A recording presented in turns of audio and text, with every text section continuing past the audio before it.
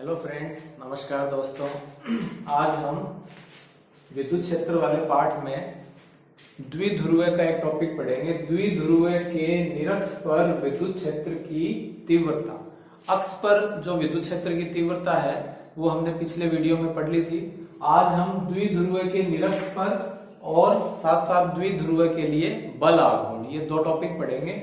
तो the electric field at any point on equatorial line, निरक्ष जो रेखा है इक्वेटोरियल लाइन और जो किसमें है, द्विध्रुव में है। तो द्विध्रुव के निरक्ष पर विद्युत क्षेत्र की तीव्रता, इसके बारे में हम यहां पढ़ते हैं। तो स्टूडेंट्स और फ्रेंड्स, तो दोस्तों सबसे पहले हम डायग्राम, इस पर फोकस करेंगे। आपको डायग्राम अच्छे से आना चाहिए, जो चित्र है उसके बारे में हम चर्चा करते हैं।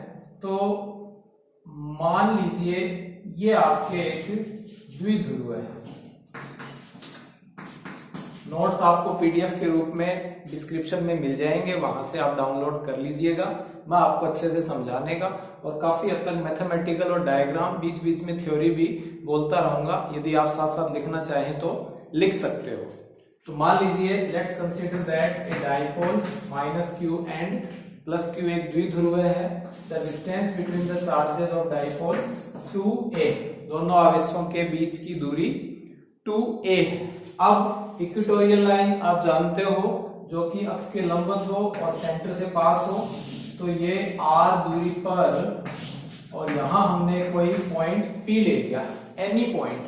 तो कोई पॉइंट P ले लिया, इस पर हमको इलेक्ट्रिक फील्ड डिटरमाइन करनी है, विद्युत क्षेत्र की तीव्रता का मापन करना है। तो इसके लिए हम एक छोटा सा परीक्षण आवेश, एक टेस्टिंग चार्ज Q0 ले लेते हैं, और इस प्लस Q चार्ज के कारण जो इलेक्ट्रिक फील्ड है वो हो जाएगी E1 वेक्टर। आप जानते हो, जो विद्युत क्षेत्र की जो दिशा है वो दोनों आवेशों के बीच के जो बल है उसी की दिशा के अनुदिश ही विद्युत क्षेत्र इलेक्ट्रिक फील्ड की डायरेक्शन हो जाती है। ठीक इसी प्रकार माइनस Q आवेश और ये जो Q0 है, इसमें ये रिपल, यहाँ तो प्रतिकर्षण हो रहा था, यहाँ अट्रैक्शन हो रहा है। यहाँ आपके रिपल्सन और यहाँ अट्रैक्शन, अट्रैक्शन के कारण ये आवेश अंदर की तरफ जाता है। तो यहाँ जो इलेक्ट्रिक फील्ड है वो हो जाएगी E2। तो यहाँ आपको दो विद्युत क्षेत्र आ गए, एक E1 और एक E2। यदि दोनों एक ही दिशा में होते तो ऐड हो जाते, दोनों अपोजिट डायरेक्शन में होते तो सब्सट्रैक्ट हो जाते, माइनस हो जाते, घट जाते, जुड़ जाते। परंतु यहाँ हम देख रहे हैं कि दोनों विद्युत क्षेत्र अलग अलग दिशाओं में है, एक इधर है एक इधर है। तो इसके कारण आपके क्या होगा, हम इनके कंपोनेंट ले लेते हैं, घटक ले लेते हैं, जो आपने 11th में भी और भी काफी सारे टॉपिकों में लिए होंगे। तो यहां मान लीजिए ये वाला एंगल थीटा है, तो ये वाला एंगल भी थीटा बन जाएगा, क्यों बन जाएगा, क्योंकि ये दोनों के दोनों एक यूनिफॉर्म ट्रायंगल है, एक जैसे ही है। यहाँ आपके POB, ये वाली जो डिस्टेंस है, यदि ये टोटल 2a है तो ये इसकी आधी हो गई a, और ये वाली भी दूरी इसकी कितनी हो जाएगी दोस्तों, a हो जाएगी। तो आपके ये वाला एंगल थीटा है, तो हम क्या करें, इसके कंपोनेंट लेने के लिए इस AB रेखा के पैरेलल एक लाइन ड्रॉ कर लेते हैं। AB रेखा के समांतर हम एक रेखा खींच देते हैं। ये वाला एंगल थीटा है, तो ये वाला एंगल भी थीटा हो जाएगा। ठीक है, आपके ये संगत कोण हो जाएगा। तो ये जो आपके, ये याद रखें, बार बार बताने की मेरे ख्याल से आवश्यकता नहीं होगी। कभी भी कोई भी क्वांटिटी है, उसके साथ जो भी लाइन थीटा एंगल बना रही है वो उसका horizontal component cos theta component होगा, तथा इसके साथ में ये जो आपके रिजल्टेंट है, जो भी रिजल्टेंट क्वांटिटी है, या जिस क्वांटिटी के कारण जो दोनों के दोनों हॉरिजॉन्टल और वर्टिकल कंपोनेंट, क्षैतिज और ऊर्ध्वाधर घटक बनते हैं, तो वो उसके बीच में आनी चाहिए। उन दोनों कंपोनेंट के मतलब बीच में का मतलब दोनों के मध्य में आनी चाहिए। ठीक है, तो ये इसका क्षैतिज घटक हो गया, क्षैतिज घटक हो जाएगा E1 cos थीटा, और इसके साथ में 90 डिग्री की रेखा नीचे की तरफ, ऊपर की तरफ, लेकिन हम ऊपर की तरफ लेंगे क्योंकि ये जो कंपोनेंट है जिसके कारण, ये जो रिजल्टेंट है जिसके कारण ये कंपोनेंट बने हैं, तो यह बीच में आ जाएगा। तो ये ऊपर की तरफ हो जाएगा आपके E1 sin theta, vertical component. ठीक है, ऊर्ध्वाधर घटक E1 sin थीटा, क्षैतिज घटक E1 cos थीटा। ठीक इसी प्रकार ये E2 है, ये एंगल थीटा है, तो ये वाला एंगल भी थीटा हो जाएगा। ठीक है, ये आपके एक अंतर कोण हो जाएंगे। तो ये E2 के साथ ये वाली रेखा वही थीटा एंगल बना रही है, तो ये इसका horizontal component E2 cos theta. फिर से समझ लीजिए, ठीक है। नहीं समझ में आ रहा है तो रट लीजिए, क्योंकि ये इजीली क्लियर आपको पीछे पूर्व कक्षाओं में हो चुका होगा। नहीं है तो मैं आपको थोड़ा सा और समझा दूं। cos theta, sin theta, tan theta, ये जो भी आते हैं इसके लिए हम ट्राइंगल लेते हैं। तो ट्राइंगल मान लीजिए मैंने यहाँ इस तरह से ट्राइंगल ले लिया, ये थीटा, थीटा के सामने वाली भुजालंब, ये आधार, आधार के लिए हम क्या लेते हैं, cos थीटा। तो cos थीटा क्या हो जाएगा, आधार बटे कर्ण, बेस अपॉन हाइपोटेन्यूज। तो बेस इक्वल टू क्या हो जाएगा, कर्ण इंटू cos थीटा, इस तरह से आ जाता है। ठीक इसी प्रकार sin थीटा आ जाएगा।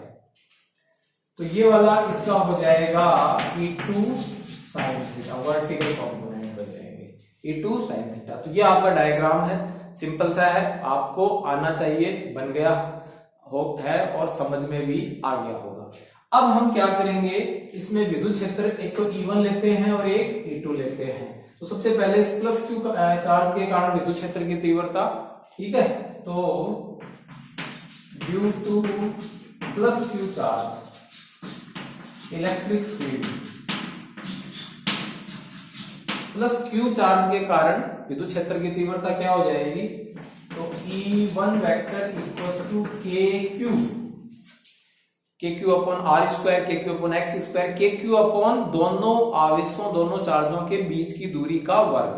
तो बीच की दूरी कितनी है, BP, और ये हो जाएगा BP का स्क्वायर, BP का स्क्वायर। क्लियर, ये बीच की डिस्टेंस है BP का स्क्वायर। अब इस BP की वैल्यू मेजर करने के लिए आपको ट्राइंगल दिखाई दे रहा है, तो ट्राइंगल BOP, ठीक है। BOP से हम क्या ले लेते हैं, आपको ये कर्ण ज्ञात करना है, तो पाइथागोरस थ्योरम ले लीजिए। पाइथागोरस प्रमेयानुसार, तो पाइथागोरस प्रमेयानुसार क्या हो जाएगा, अकॉर्डिंग टू पाइथागोरस थ्योरम, ये हो जाएगा कर्ण स्क्वायर, कर्ण हो गया आपके BP का स्क्वायर, आधार स्क्वायर, आधार हो गया OB स्क्वायर प्लस लंब स्क्वायर, लंब हो गया OP का स्क्वायर। जो कुछ मैं बोल रहा हूं वो आप लिख भी सकते हैं, ऐसा नहीं कि सारी की सारी बातें आपको लिखवाई जाएंगी। जो भी आपको यहाँ नोट्स के रूप में आप चाह रहे हो कि कुछ एक्स्ट्रा पॉज करें लिखते जाए, पॉज करें लिखते जाए। तो ये हो जाएगा कर्ण स्क्वायर बराबर आधार स्क्वायर प्लस लंब square, hypotenuse equal to, hypotenuse का square equal to base square plus perpendicular square. तो बेस हो गया आपके PB स्क्वायर इक्वल टू हो जाएगा A square plus X R square, या R square plus A square.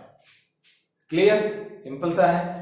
तो ये आ जाएगा KQ upon R square plus A square, R square plus A square, square है तो स्क्वायर लगा देगा। ठीक इसी प्रकार हम अब, ये तो है प्लस क्यू, माइनस क्यू के कारण वही माइनस क्यू आवेश के लिए इलेक्ट्रिक फील्ड E2 वेक्टर, ठीक है। मैग्नीट्यूड ले लेते हैं, मैग्नीट्यूड का मतलब यहां भी मैग्नीट्यूड ले लेते हैं, जो भी राशि माइनस में आएगी वो प्लस में हो जाएगी, माइनस चिन्ह अपोजिट डायरेक्शन को शो कर रहा है। थोड़ा सा फास्टली इसलिए बोल रहा हूं क्योंकि आपको ये पहले क्लियर किया जा चुका है।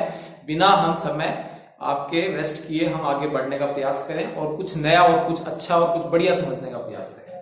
तो E2 वेक्टर इक्वल्स टू क्या हो जाएगा, माइनस KQ या K माइनस Q, K और ये माइनस Q या माइनस बाहर ले लीजिए, अपॉन बीच की दूरी कितनी है AP, अपॉन AP का स्क्वायर। मैग्नीट्यूड ले लेते हैं, माइनस प्लस में चेंज हो जाएगा क्योंकि हम यहाँ रिजल्टेंट ले रहे हैं, परिणामी ले रहे हैं, ठीक है। तो KQ अपॉन, इसको फिर से निकालने की जरूरत नहीं है, वही देखिए मैंने आपको बताया था, ये दोनों के दोनों यूनिफॉर्म ट्राइंगल है, वही दूरी A है, वही दूरी R है, तो वही की वही दूरी AP स्क्वायर हो जाएगी। तो AP स्क्वायर इक्वल्स टू हो जाएगा students R square plus A square, R square plus A square. Simple, सरल है। तो आप इसमें क्या देख रहे हो, इक्वेशन 1 और 2, इक्वेशन 1 और 2 से आपको यह क्लियर हो रहा है कि जो वैल्यू E1 की है वही E2 की है। इट मीन इसके जो हॉरिजॉन्टल कंपोनेंट है, 36 घटक हैं, E1 cos थीटा और E2 cos थीटा, वो भी सेम है। और इनके जो वर्टिकल कंपोनेंट है वो भी सेम है, बट हॉरिजॉन्टल तो एक ही डायरेक्शन में, तो दोनों ऐड हो गए, दोनों जुड़ गए, नो डाउट। परंतु वर्टिकल कंपोनेंट एक ऊपर की तरफ है, एक नीचे की तरफ है, दोनों अपोजिट डायरेक्शन में है और दोनों सेम है, तो कोलिनियर है, संरेखित है, एक ही रेखा में है, इसलिए परस्पर बराबर और विपरीत होने के कारण कैंसिल हो जाएंगे।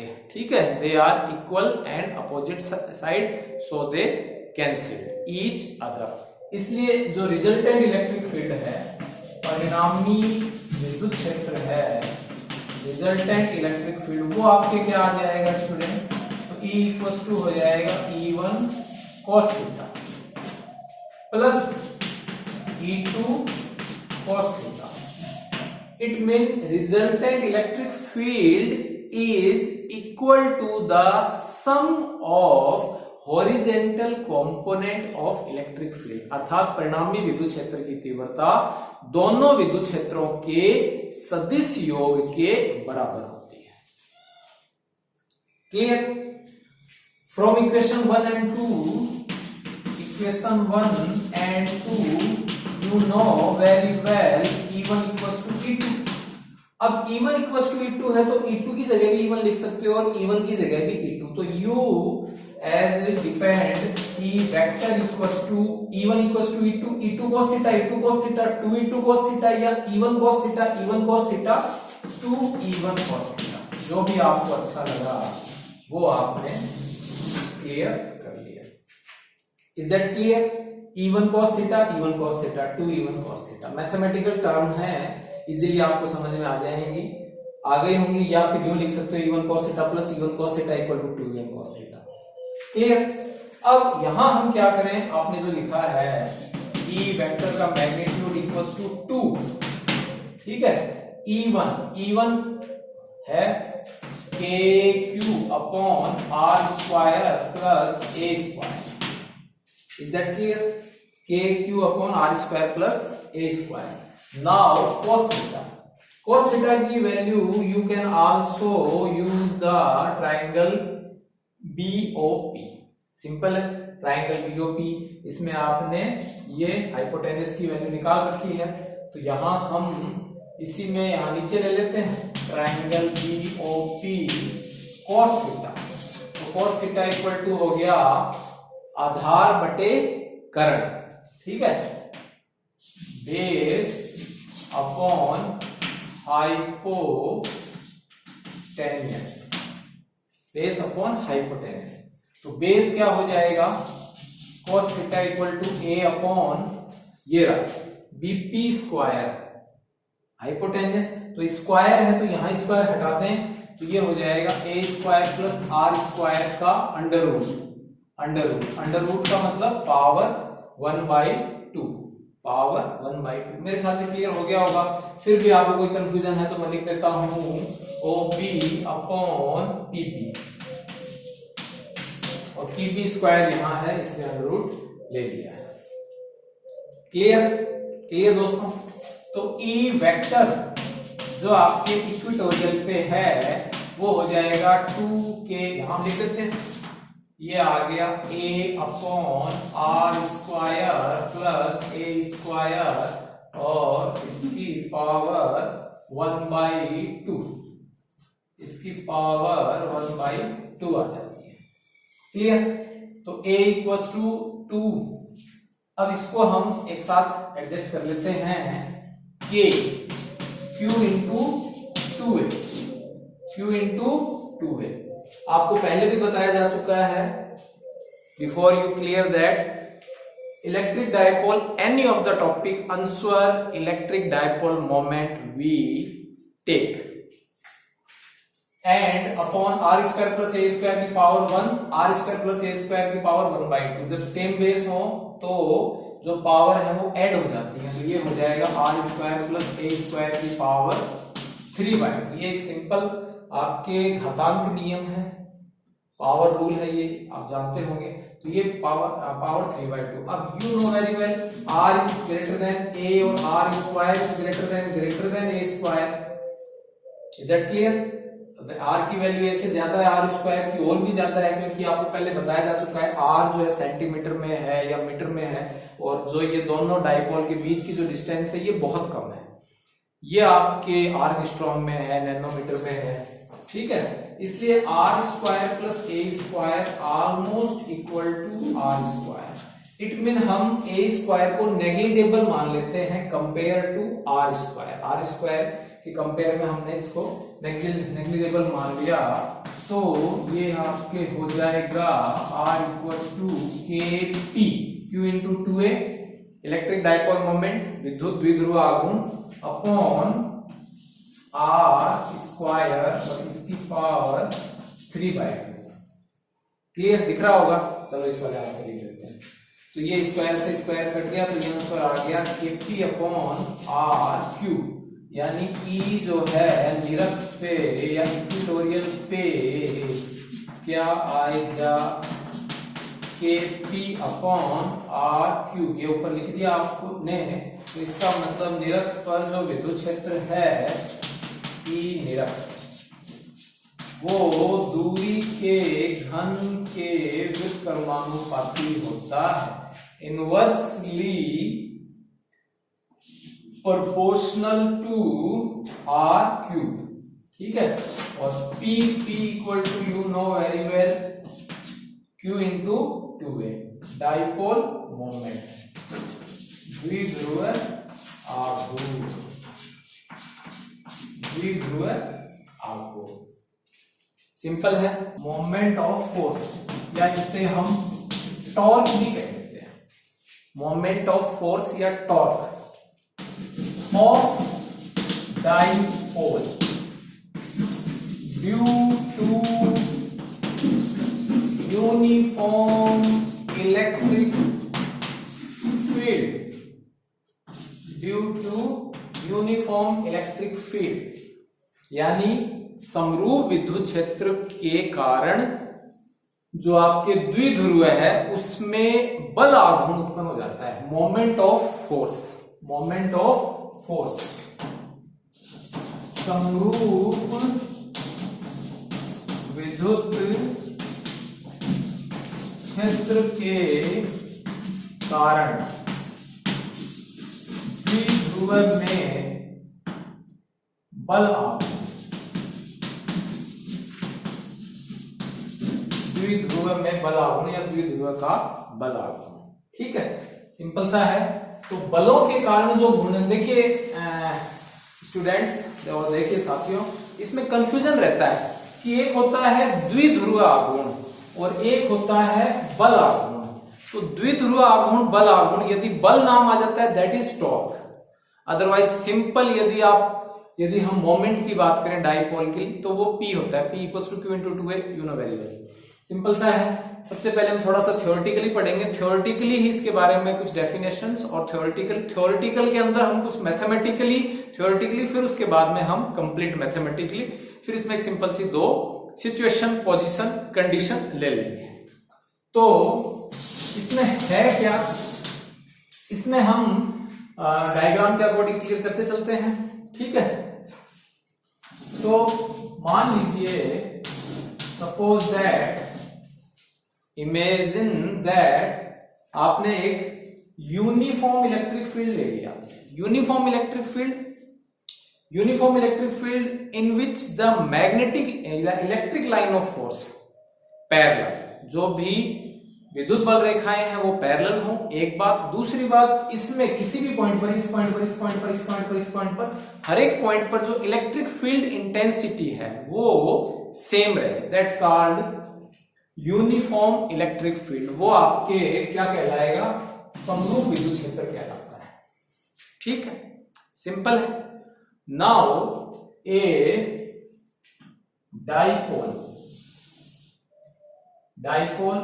Minus Q and plus Q, A point and B point, and a dipole is kept uniform electric field। एक डाइपोल को, द्विध्रुव को हमने विद्युत क्षेत्र में रख दिया। तो इसमें क्या होगा, ये जो विद्युत बल रेखाएं हैं ये इधर धनावेश से और इधर ऋणावेश की ओर अग्रसर होती हैं। ये आप जानते हो, the electric line of force tends to forward positive charge to other charge negative charge. ठीक है, तो इसमें ये जो माइनस क्यू चार्ज है और ये जो प्लस क्यू चार्ज है, इस पर कोई ना कोई फोर्स प्रोड्यूस हो जाता है। Then the force produce on charges of dipole in uniform electric field.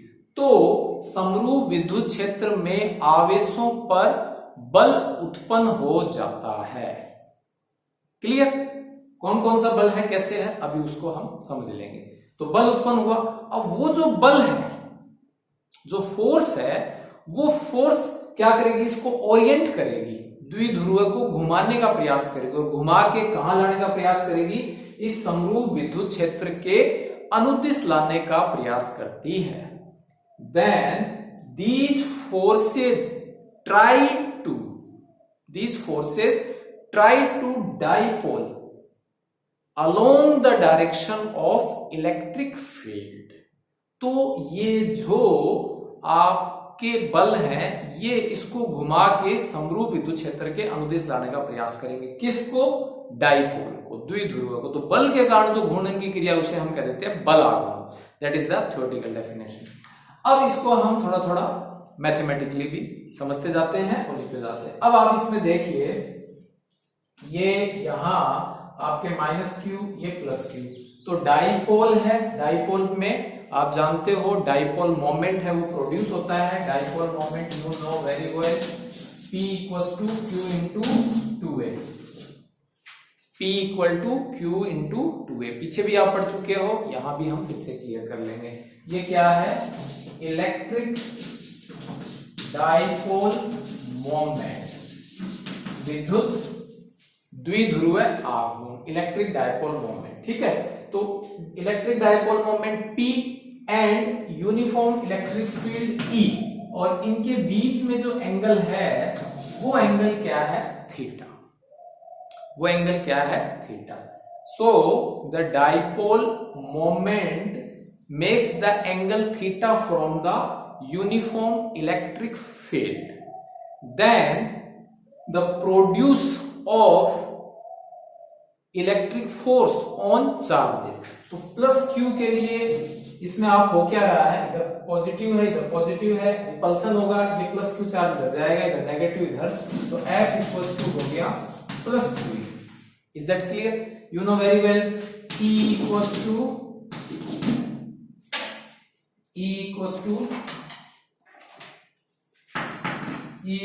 आपके क्या हो जाएगा? F upon Q। The definition of electric field intensity before videos you clear.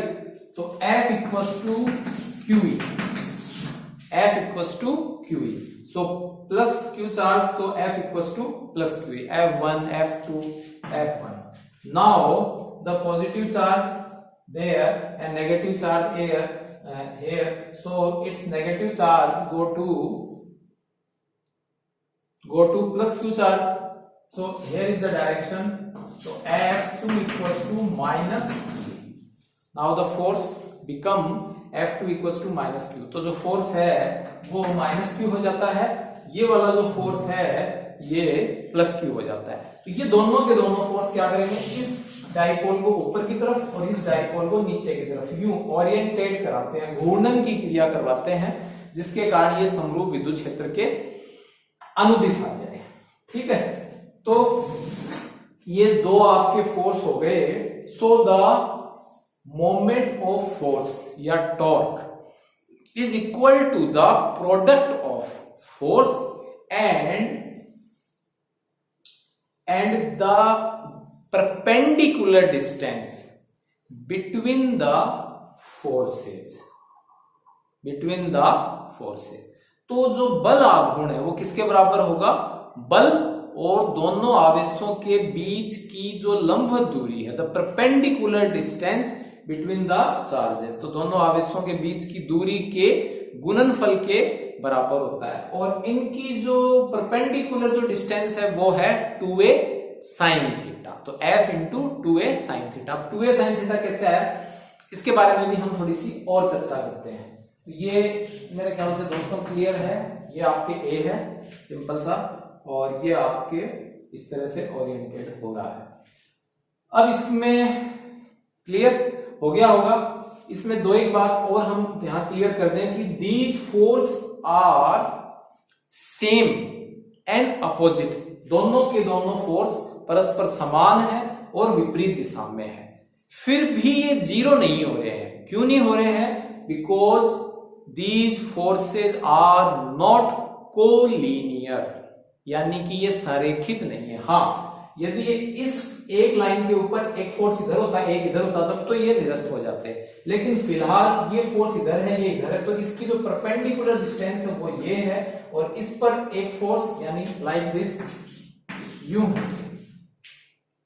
ठीक है, यूं इस तरह से। तो ये कोलिनियर नहीं है, ये इसके परपेंडिकुलर है, इसीलिए ये दोनों के दोनों फोर्स सेम एंड अपोजिट होने के कारण भी कैंसिल आउट नहीं होते। ठीक है, सो द टॉर्क, या इसको हम टाउ भी कह देते हैं, इस सिंबल टू, तो ये हो जाएगा फोर्स बल और perpendicular distance, perpendicular distance between charges. बल गुणा लंबवत दूरी, लंबवत दूरी, इसके बीच में आवेशों के मध्य, बल गुणा बलों के मध्य लंबवत दूरी। तो torque equals to F into बीच की दूरी कितनी हो गई, ये मान लीजिए ये बीच की दूरी हो गई, यहां तक ले लेते हैं, इसको थोड़ा सा आप आगे बढ़ा दें। तो ये मान लीजिए पॉइंट सी है, तो ये ट्राइंगल हो गया ABC, और इसमें आपको BC की वैल्यू मेजर करनी है। थीटा, थीटा के सामने वाली भुजा लंब परपेंडिकुलर, और ये हाइपोटेनियस कर्ण, तो लंब और कर्ण की सहायता से साइन थीटा, तो साइन थीटा बराबर हो जाएगा BC अपॉन AB, तो BC इक्वल टू हो गया AB साइन थीटा, और AB है 2A साइन थीटा। ठीक है, तो ये हो जाएगा 2A sine theta. Clear? BC 2A sine theta, BC 2A sine theta. So F equals to QE into 2A sine theta, तो equals to Q into 2A P, तो PE sine theta. यदि हम वेक्टर फॉर्म में ले लें, सदिश रूप में ले लें, सदिश रूप में, तो equals to P vector cross E vector, क्योंकि साइन थीटा है, sine theta it mean force है, that is the vector quantity. ठीक है, यदि हम इसमें दो कंडीशन ले लेते हैं, if the theta equal to 0, theta equal to 0 का मतलब ये थीटा एंगल जो है 0 का, इसका मतलब ये कोलिनियर हो, एक ही रेखा पर समान विपरीत दिशा में है। तो मेरे ख्याल से मैथमेटिकली भी क्लियर है और थ्योरेटिकली भी क्लियर है। Sine 0 equals to 0 from equation 1, so tau equals to 0, that is the minimum। Second condition यह है कि theta equal to 90 if the electric field is perpendicular to the dipole, तो theta equals to 90, तो sign 90 का मान 1। यदि समरूप विद्युत क्षेत्र द्विध्रुव के लंबवत हो, तो tau equals to PE sine 0, sine 90 का मान 1 हो जाएगा, ये वाला मान आ जाएगा मैक्सिमम। तो आई होप फ्रेंड्स आपको ये वीडियो पसंद आए होंगे। लाइक शेयर और सब्सक्राइब करें, और ये चैप्टर आपका कंप्लीट हो जाता है। अब हम आगे न्यूमेरिकल करेंगे नेक्स्ट वीडियो में। Thank you.